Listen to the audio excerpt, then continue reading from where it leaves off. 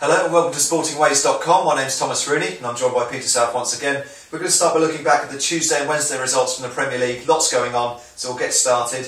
Looking at Tuesday to begin with, Everton 1, Manchester City 0. Fantastic win for Everton. They've had a great few days in the transfer market and this was a fantastic 3 points against the league leaders. Yeah, you always felt their season needed a spark, and this was certainly the spark they needed. Yeah. Up to now, they've sort of maybe meandered onwards a little bit, but yeah, that was a really good result. The Goodison Park crowd are really up for it, and it was a good little finish from Darren Gibbs as well. It's typical that he scored as well, the former Manchester United midfielder. His old teammates. And Tottenham Manchester United, they won 2-0 at home to Stoke. Fairly regular victory, 2 penalties. Tony Pulis wasn't delighted with either of them, the decision-wise, but job done, 2-0 win for United. Yeah, I think both were penalties, just to save it. But yeah. I think Stoke looked very flat. I think they didn't put in a typical performance that you'd expect. Do you think they've got the Europa League in mind now? They've got Valencia this month, and I wonder whether they're it is cracking back up. And on a side note, you would have expected Stoke to maybe do a little bit more business in January as well. So I think they're the only team not to sign anyone. I think you're right, yeah. But no, it was very unlike them. So you hope it was just a blip, and maybe they do have one eye on Europe, but I hope more from them in the future. Okay, Swansea 1, Chelsea 1. Swansea came very close to another famous win after beating Arsenal last time at home. Last minute goal from Gosingwa rescued a point for Chelsea. Yeah, I mean, a game at the Liberty Stadium is fast becoming the hardest game outside of sort of the top 4 in the Premier League. There's only one team, Manchester United, have gone there and won this season. I mean, we were lucky to get a draw. Arsenal also got beat. Chelsea were very lucky to get a draw. They were outplayed for the first half and they came back into it in the second half. And they were very lucky with a deflected goal. But all things considered, I mean, Swansea, decent point, Chelsea dropped points, regardless of the fact they scored late. Yeah, certainly, but maybe Swansea were thinking maybe we should have got 3 points because they were good for so long. Okay, Tottenham 3, Wigan 1. This was a fairly standard victory for Tottenham. It's a predicted victory, 3 points, and that was important going into sort of a run of games, which is quite difficult the next 3 or 4. Yes, certainly. It was a game which there was nothing else, but we had to win. It was a fairly straightforward win. I mean, at one point in the first half, we had 91% possession.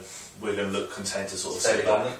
Yeah, but I mean, with Manchester City slipping up and Chelsea drawing and Arsenal drawing, so it was really important to get that win. Like we said, but it's taken more importance now. And Wigan struggling right at the bottom now, 5 points. Yes, certainly. They need something soon. And Wolves 0, Liverpool 3, so good win for Liverpool, good away win. Obviously the struggles for Wolves continue. I think it's 9 Premier League games without a win, or 10, something like that. And McCarthy's kind of getting some stick from the fans now as well. But look at the positives. Liverpool, Andy Carroll got himself a goal. It was a great win for them.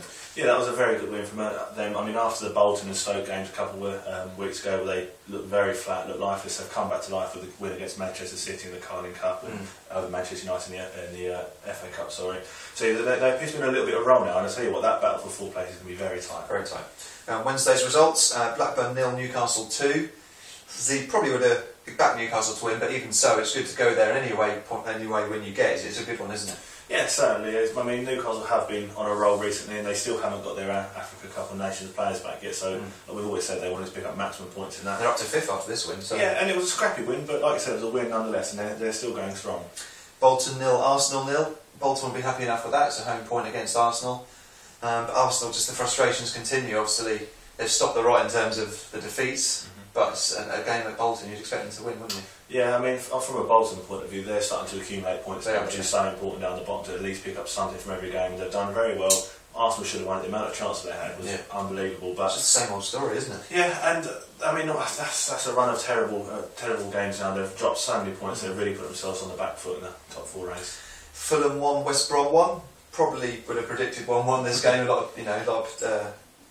Not much tune between these 2 teams really. Fulham 1, West Brom 1. Both reasonably happy. Fulham slightly disappointed not to take advantage at home, do you think? Yeah, I suppose so. I mean, we've always said that both these sides have got really good firepower. Peterson and Wingy on one side.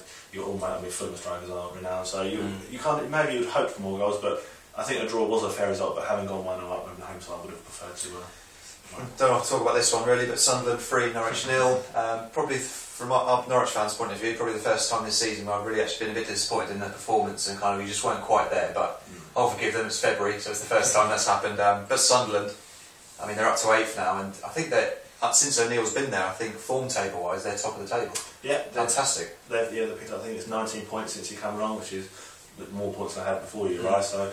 I mean, the thing is, Sunderland, they are becoming a tough side to beat, and so it's more, if you bounce back and pick up points sort of next game, then you can forget about it. It's a bad time to play Sunderland, isn't it? It is, so you just want to be careful it doesn't turn into a bit of a rut, which maybe takes down the table a little bit. Absolutely. And finally, Aston Villa 2, Queen's Park Rangers 2. QPR got ahead with their new signing Cisse scoring. He scores on every debut, I'm pretty sure. But Villa show a good fight to get back into it in the second half. Yeah, this was a really good game. Chance at each end. Villa would have been disappointed maybe not to get the points and even go 2-0 down. It was a bit of a shock for them, but you know what, there was such an entertaining game, end-to-end stuff, and it was a real good Premier League game. Okay, that's it. Enjoy your weekend.